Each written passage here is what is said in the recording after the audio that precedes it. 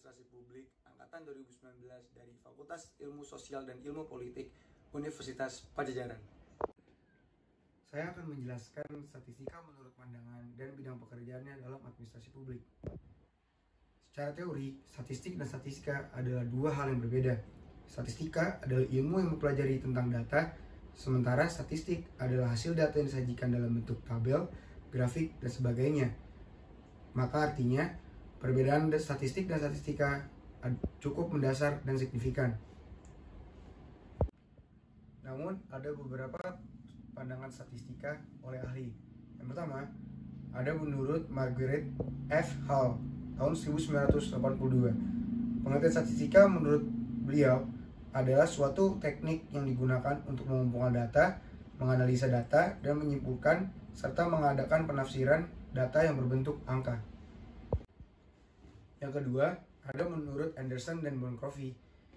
Statistika adalah ilmu dan seni mengembangkan dan menerapkan metode yang paling efektif untuk mengumpulkan, mentabulasi, menginterpretasi, dan mengolah data kuantitatif sedemikian rupa sehingga kemungkinan salah dalam kesimpulan dan estimasi dapat diperkirakan, dan menggunakan peralatan induktif berdasarkan matematika probabilitas. Dan yang ketiga, ada dari menurut Sujana tahun 2001. Statistika merupakan ilmu pengetahuan yang berhubungan dengan cara-cara pengumpulan fakta, pengolahan serta penganalisanya, penarikan kesimpulan, penyajian, dan publikasi dari data-data yang berbentuk angka.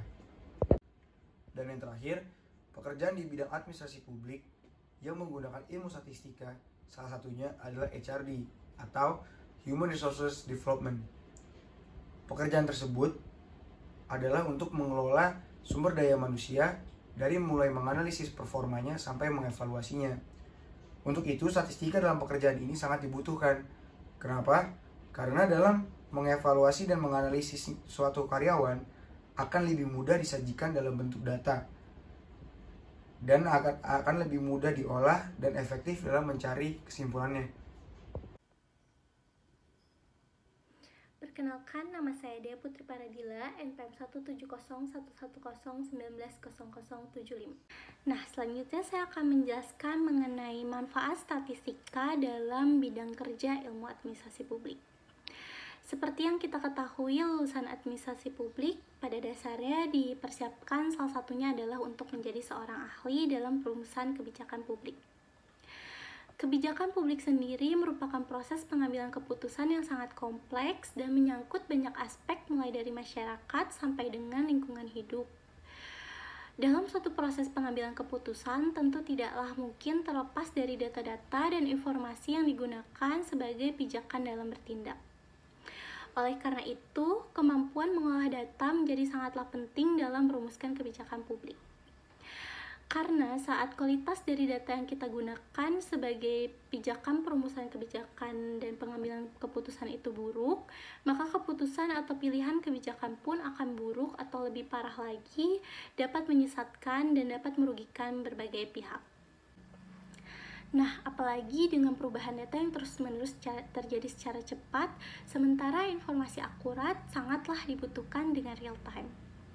Maka perumusan kebijakan harus dilakukan dengan lebih hati-hati dan dengan penuh pertimbangan yang akurat. Melihat dari krusialnya pengolahan dan penginterpretasian data dalam proses pembuatan kebijakan, maka ilmu statistika memiliki peranan yang sangat penting untuk para perumus kebijakan.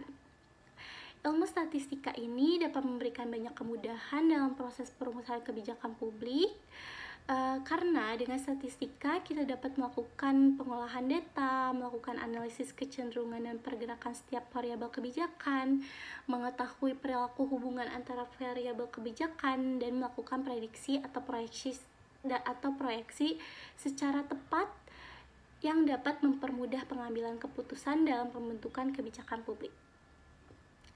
Nah, contoh dari pemanfaatan statistika dalam proses perumusan kebijakan publik di Indonesia yang terjadi baru-baru ini adalah dilakukannya kajian analisis statistik big data yang dilakukan oleh Direktorat Analisis dan Pengembangan Statistik dan dipublikasikan oleh BPS pada Agustus 2021 silam, yang bertujuan untuk memproyeksikan dan melihat sinyal-sinyal pemulihan ekonomi yang terjadi di Indonesia setelah Indonesia mengalami 1 tahun pandemi.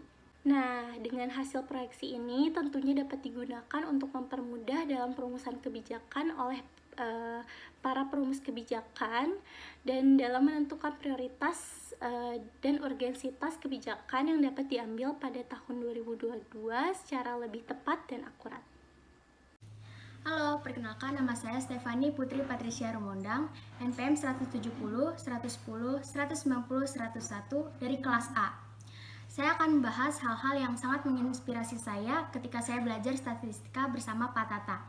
Nah, di awal kelas itu Pak Tata selalu mengingatkan bahwa statistika sama dengan mudah.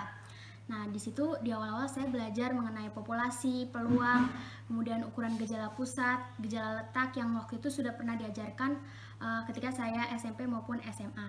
Namun Pak Tata tetap mengajarkannya dengan sabar dan pelan-pelan dari awal sampai akhir dan memberikan berbagai latihan soal.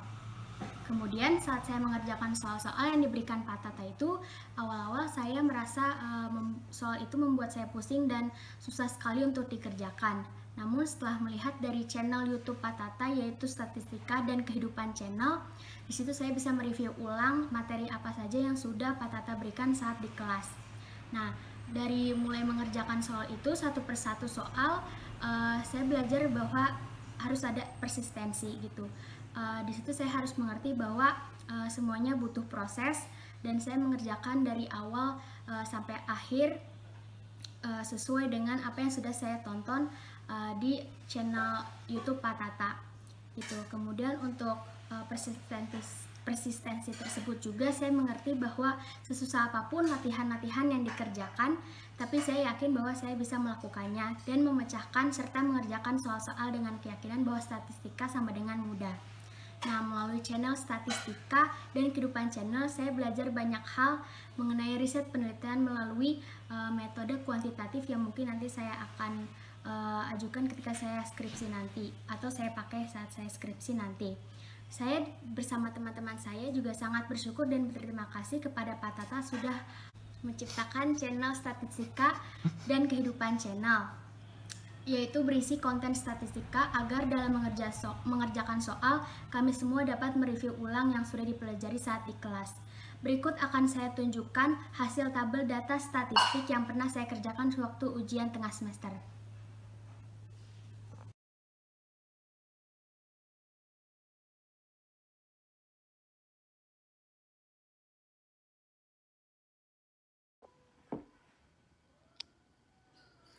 Terima kasih banyak Pak Tata dan channel Statistika Kehidupan.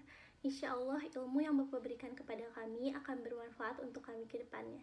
Semoga Bapak sehat dan sukses selalu. Terima kasih yang sebesar-besarnya saya ucapkan untuk terutama Bapak Tata Sumitra yang sudah memberikan mata kuliah statistika kepada kami. Dengan mata kuliah tersebut kita mendapatkan banyak manfaat dan banyak sekali yang harus dipelajari untuk kedepannya, terutama nanti saat kita sudah menjadi karyawan dan pegawai.